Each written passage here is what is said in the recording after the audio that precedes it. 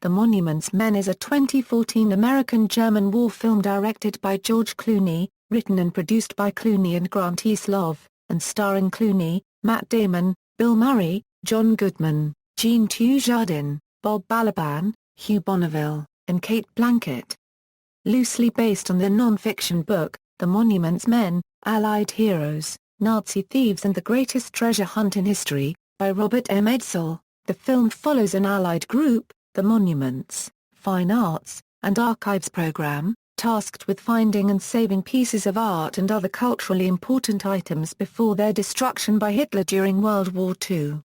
The film, co-produced by Columbia Pictures and Babelsberg Studio, was released on February 7, 2014. Story: in 1943 during World War II, the Allies are making good progress driving back the Axis powers in Italy. However, Frank Stokes persuades the U.S. president that victory will have still meaning if the art treasures of Western civilization are lost in the fighting either as collateral damage in combat or looted. To minimize that threat, Stokes is directed to assemble an army unit nicknamed the Monuments Men comprising 7 museum directors, curators, and art historians to both guide Allied units and search for stolen art to return it to the rightful owners.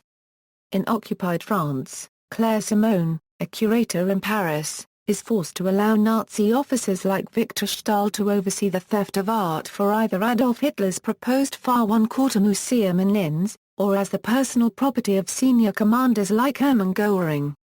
While she is nearly arrested for helping her Mackie brother unsuccessfully recapture such items, all seems lost when she discovers that Stahl is taking all of her gallery's contents to Germany as the Allies approach Paris. When she runs to the rail yard to confront Stahl, he fires on her with his pistol. Although she does not seek cover, she is not hit, but can only watch helplessly as Stahl escapes with the stolen artwork.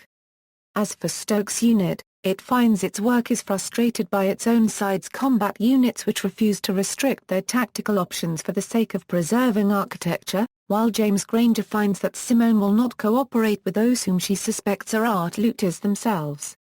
The unit splits up for various objectives with varying degrees of success.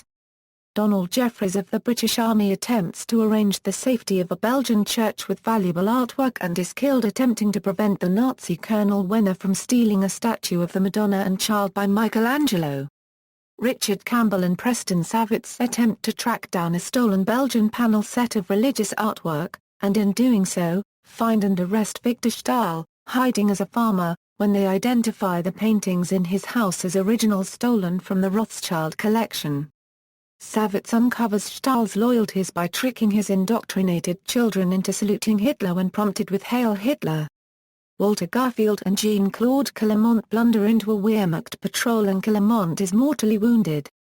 Meanwhile, Simone reconsiders when Granger shows her the Nero decree to destroy all German possessions if Hitler dies or Germany falls, and when she sees Granger return a painting looted from a Jewish family murdered in the death camps to its rightful place as a symbolic gesture. Realizing the Americans are serious in their intentions, she eventually provides a comprehensive ledger that provides valuable information to identify stolen art. Even as the team learns that the artwork is being stored in various mines and castles, it also learns that it must now compete against the Soviet Union which has units of its own seizing artwork as war reparations. Meanwhile, Colonel Wenner is systematically removing and destroying whole art collections as per orders. Eventually, the team has some success as it discovers at least one mine with over 16,000 art pieces as well as grotesque caches such as barrels of gold teeth from victims of the death camps. In addition, it also discovers gold assets of the Nazi German National Treasury, the capture of which effectively bankrupts the regime. Finally, the team finds a mine in Austria that seems destroyed and is in what should become part of the Soviet occupation zone. However, the team discovers that only the entrances were damaged by the locals in order to fool the Nazis and it manages to gain entry even as its fellows delay the oncoming Soviets. As a result, the team evacuates as much artwork as possible, including the sculpture Jeffreys died defending, before the Soviets arrive. Finally, Stokes reports back to President Truman that the team has recovered vast quantities of artwork and various other culturally significant items. As he requests to stay in Europe to oversee further searching and restoration, Truman asks Stokes if his efforts were worth the lives of the men that he lost. Stokes firmly replies that they were. In 1977, the elderly Stokes takes his grandson to see Michelangelo's Madonna sculpture, amid large crowds of youth appreciating the pieces of humanity's creativity that his men sacrificed so much to preserve in war. Cast: George Clooney as Lieutenant Frank Stokes, loosely based on George L. Stout. Nick Clooney plays the aged Stokes in the film's final scene. Matt Damon as Lieutenant James Granger, loosely based on James Reimer. Bill Murray as Sergeant Richard Campbell, loosely based on Ralph Warner Hammett and Robert K. Posey. John Goodman as Sergeant Walter Garfield, loosely based on Walker Hancock. John Dujardin as Lieutenant Jean-Claude Clermont. Bob Balaban as Private Preston Savitz, loosely based on Lincoln Kirstein. Hugh Bonneville as Lieutenant Donald Jeffries, loosely based on Ronald E. Balfour. Cate Blanchett as Claire Simone, loosely based on Rose Valland. Sam Hazeldine as Colonel Langton. Dimitri Leonidas as Private Sam Epstein, loosely based on Harry L. Ettlinger. Grant Heslov as the Army Field Surgeon. Production: The Monuments Men is an American-German co-production of Columbia Pictures and Studio Babelsberg. A film was funded by the German Federal Film Fund with a 8.5 million, Mitteldeutsche Medienfachparagraph-Reederung, Medienbord Berlin-Brandenburg as well as Medien- und Filmgesellschaft Baden-Württemberg. Casting was held in February 2013 for thousands of extras for the military scenes. Principal photography began in early March 2013 at the Babelsberg Studios in Potsdam, Germany, in the Berlin-Brandenburg region and the Herz. The mines around Bad Grund, particularly the Wiemensspucht and the Grubheilfagotts, were used in the filming of outdoor scenes. Other outdoor locations were the towns of Kostel-Zellerfeld, Goslar, Halberstadt and Osterwalk.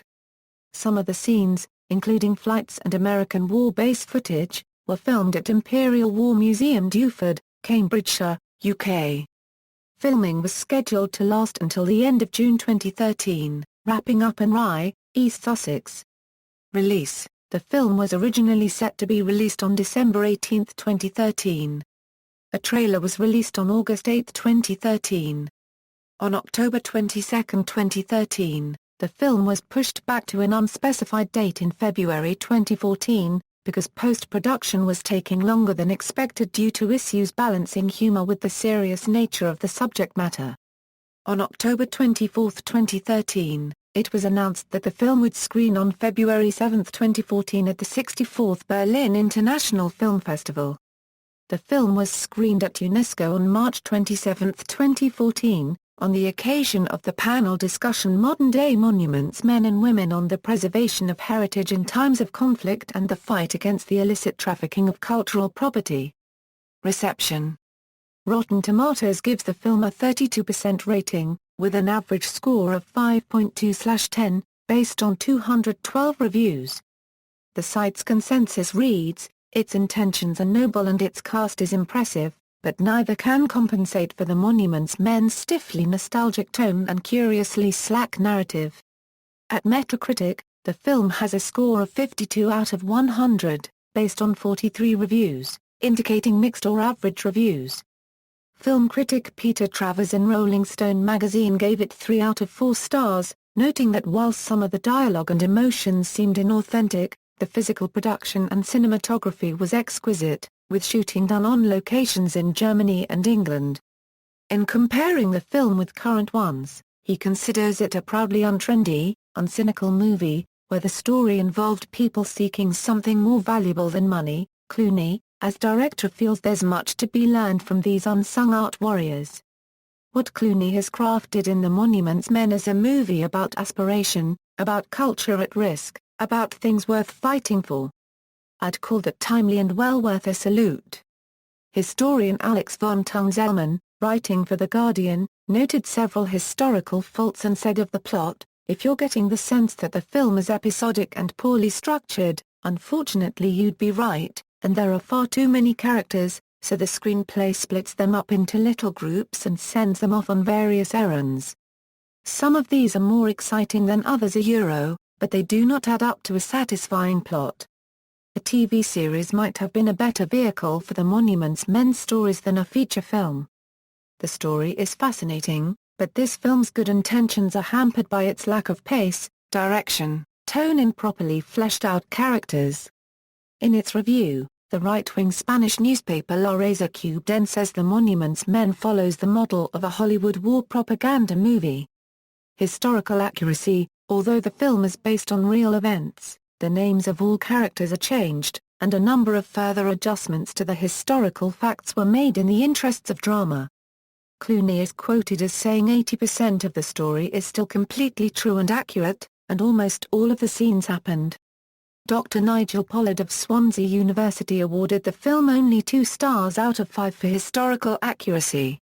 Pollard wrote that theory a unregistered trademark essay kernel of history there, but the Monuments Men plays fast and loose with it in ways that are probably necessary to make the story work as a film, but the viewer ends up with a fairly confused notion of what the organization Monuments, Fine Arts, and Archives program was, and what it achieved.